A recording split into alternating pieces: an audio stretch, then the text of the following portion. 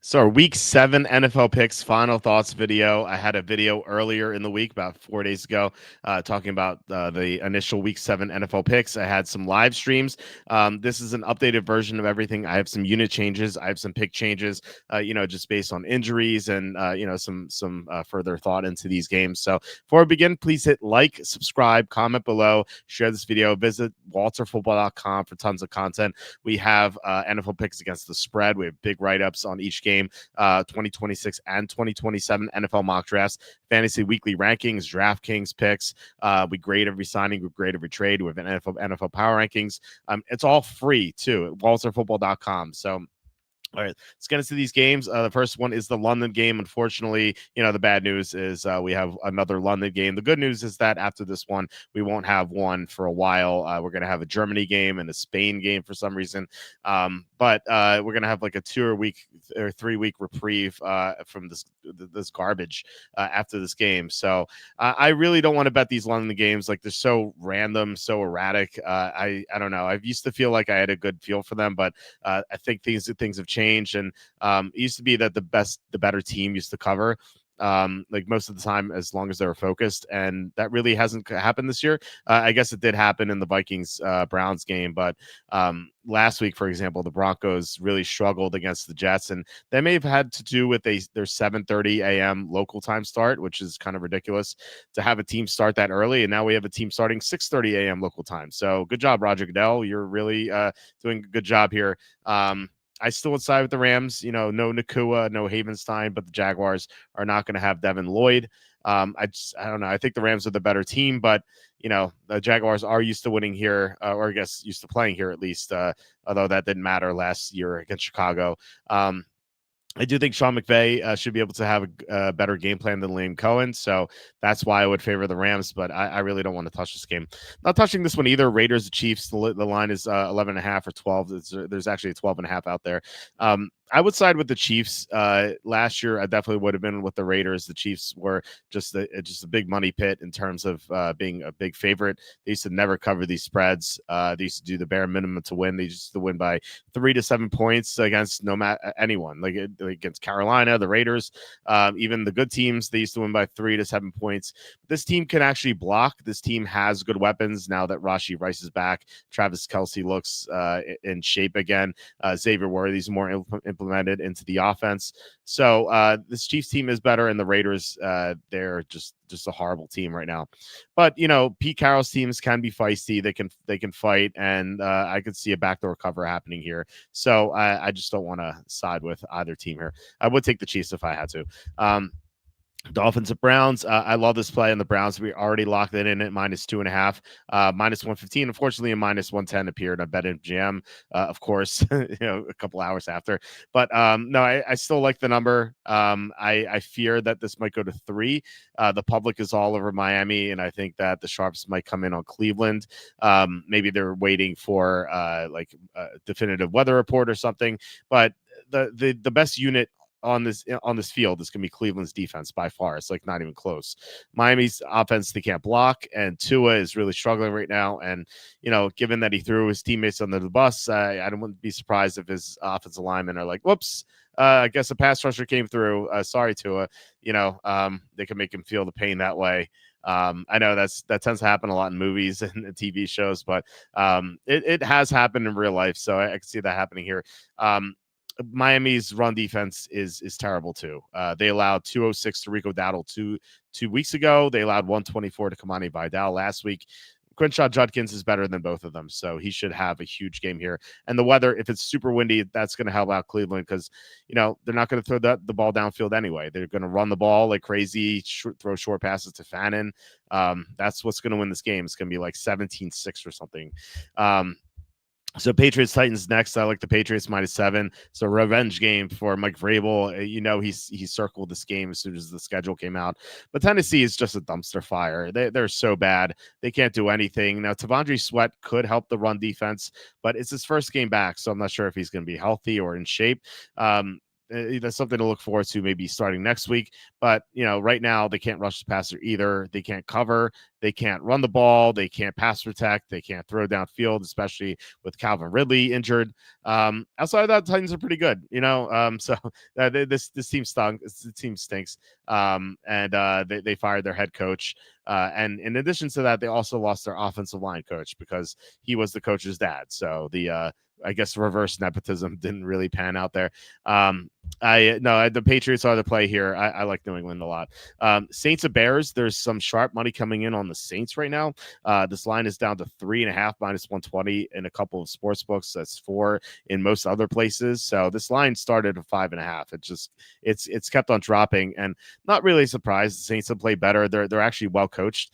They're still not a good team at all. Like they're a horrible team actually personnel wise, but they are coached well. They do a couple of things well. They're not like the Titans who don't do anything well. And the Bears are coming off an upset win on a short week, so this is just a tough spot for them. So I can understand siding with the Saints, and if you're taking the Bears as survivor, shout out to Evan. Good luck. I think the Bears will probably win straight up, but it's gonna be a tight one. Eagles to Vikings. There is I thought there might be sharp money coming on the Eagles, just based on potential injury report, but we really have no clarity right now on the injuries. We don't know if Brian O'Neill's going to play. We don't know if Jalen Carter's going to play. It's a tough one to predict right now. I would side with the Eagles if I had to. But this is something I can make a determination on when we see the inactives list at 11:30 a.m. Just because there are so many injury question marks heading into this game right now. Panthers at Saints. I made a pick change on this one. I'm betting the Jets now instead of just going with 0 units on the Panthers. The Panthers are going to have some offensive line issues. Now the center's coming back, Austin Corbett, but again, first game back, it's a big guy. You don't know if he's in shape. And then their right tackle, Taylor Moton, was limited all week. Their guard, Damian Lewis, he missed 2 practices to close out the week. Their other guard is on IR, and they're going to be missing Patrick Jones, who's their number 2 run stopper, right after Derek Brown. So the Panthers have been number 1 against the run since week 2, but the one game they struggled is when Patrick Jones was out and the Patriots ran all over them. They actually ran at Patrick Jones's replacement. So I think it's going to be tough for the Panthers to stop the run in this game, both against Fields and Hall. And so I think the Jets, who are pretty desperate here, I think they come away with the win. And the Panthers are, they're a bad team coming off a win. Generally, you don't want to back bad teams coming off a win. It's like a 35 to 40% cover rate. Just not good. All right, Colts at the Chargers. This is another pick change. I like the Chargers quite a bit here. The Colts are going to be without their top 2 cornerbacks, which is going to be problematic against the Charger receivers. Quentin Johnston's coming back. Chargers getting some reinforcements defensively as well. Khalil Mack is going to be back. Denzel Perriman is going to help stop the run. These are big additions to this defense that has been struggling lately. So their defense is going to get better automatically. Now, these guys could be out of shape, but they're not linemen that we're talking about here. So I'm more confident that they're going to be in shape than the lineman that we were talking about before. The one question mark here is Joe Alt. He's doubtful, so it sounds like he's not going to play. But they are getting another guard back, Jamari Sailor, from injury, so that should help a little bit. But yeah, it's not ideal that they don't have their guards or their tackles, but given that the Colts also have cluster injuries, I think the Chargers are the right play. Plus, the Colts have some sketchy wins. Like they've blown teams out, but they played a lot of bad teams. They're 5-1. I don't think they're quite 5-1. They're a good team. I don't think they're a great team. So they are getting bet more than any other team this week. There's more public money coming on the Colts than any other team. So and whenever we see that, especially with an underdog, it's usually a good idea to fade something like that. Giants and Broncos. This is a unit change. I was 3 units on the Giants, and I've backed off. So the Giants only do a couple of things well. I don't think they're going to be able to do those things here against the Broncos. So You have Jackson Dart scrambling. The Broncos have some fast linebackers who can potentially stymie that. They're getting Drake Greenlaw back from injury, for example. Plus, they're great edge guys. They should be able to keep Jackson Dart in the pocket.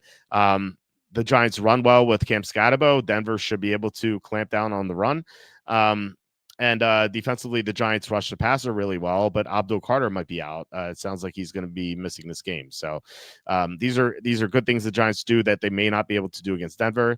And also, you could argue that they were coming off the Super Bowl win against the Eagles. Now they're big underdogs here, so maybe they try hard again. But given how big that win was for them, I kind of worry a little bit about their mindset in this game. But they could still cover this for sure, but I think Denver is looking stronger now, especially with the sharp money coming on Denver, moving this line from 7 to 7.5. Looks like people in the know like Denver here, so that's not a surprise.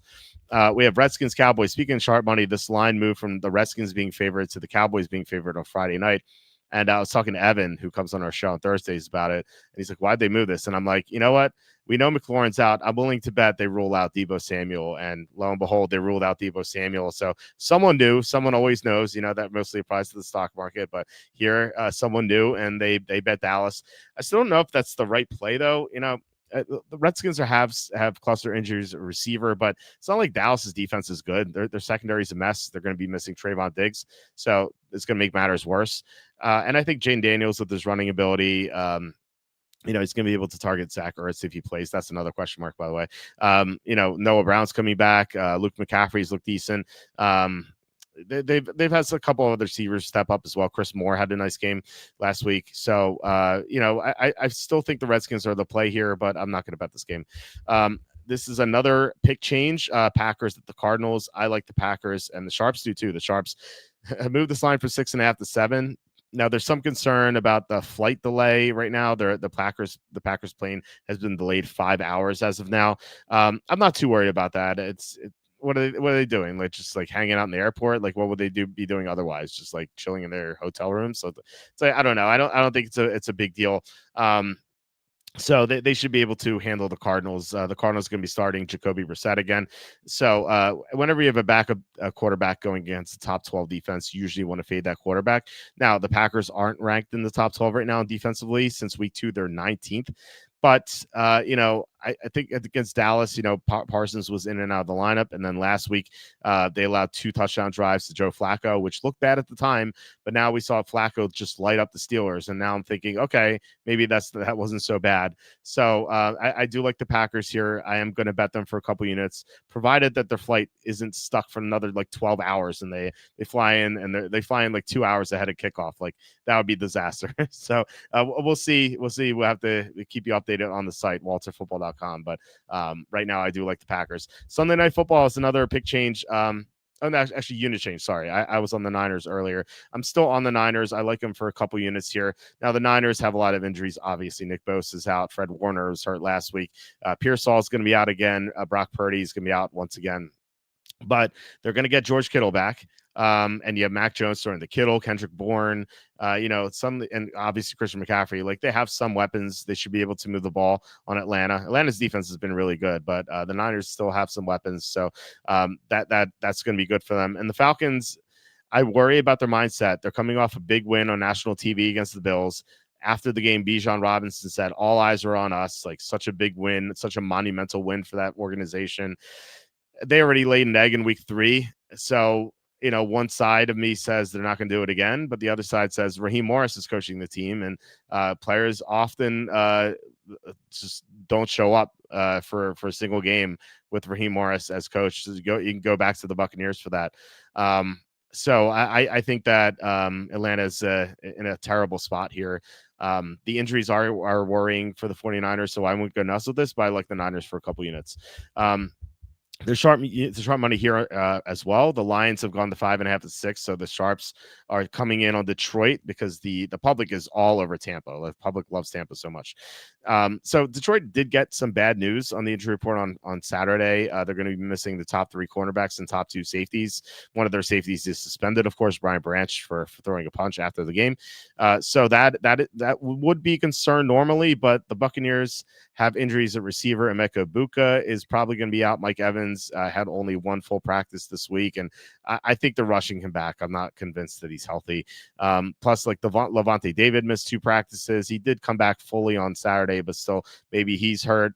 Tampa Bay is just so banged up right now, but they are 5-1.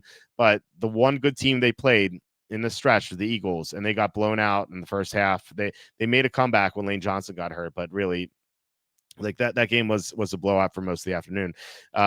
This also reminds me of when they played Baltimore last year on Monday Night Football. They got blown out. It seems like whenever Tampa Bay steps up in competition against great teams that are focused against them, they get demolished. So I think that the Lions are just too good, plus too focused coming off a loss. I think Detroit takes it to Tampa here. And then the second Monday night game, 10 o'clock, Texans and Seahawks. I like the Seahawks at -3. Never in NFL history has there been a team on the East Coast or Central Time Zone to play on the road at 10 o'clock and cover the spread. It has never happened before. Now, it's a 3-game sample size, so let's just remember that. But it makes sense. I mean, the game's going to start at 10 for these guys in Houston. At halftime, it's probably going to be about the time when they usually go to sleep. So they're going to be half asleep in the second half, where Seattle is going to have their body clocks in sync perfectly. And Seattle is just a great matchup in the trenches here. Their defensive line has the second most pressures in the NFL. Houston's offensive line can't protect whatsoever. Houston's defense, elite against the pass, but 21st against the run, and Seattle runs the ball extremely well. They run the ball a lot. They love to run the ball. So it feels like Seattle is just in a really good matchup in this game. So those are the WalterFootball.com Week 7 NFL picks against the spread. Let me know what you think. What's your top plays for this week? Am I way wrong on some of these picks? Just let me know. I'd love to hear from you guys. But otherwise, please hit like, subscribe, comment below, share this video, visit WalterFootball.com for tons of free NFL content every single day. And I will talk to you in the next video.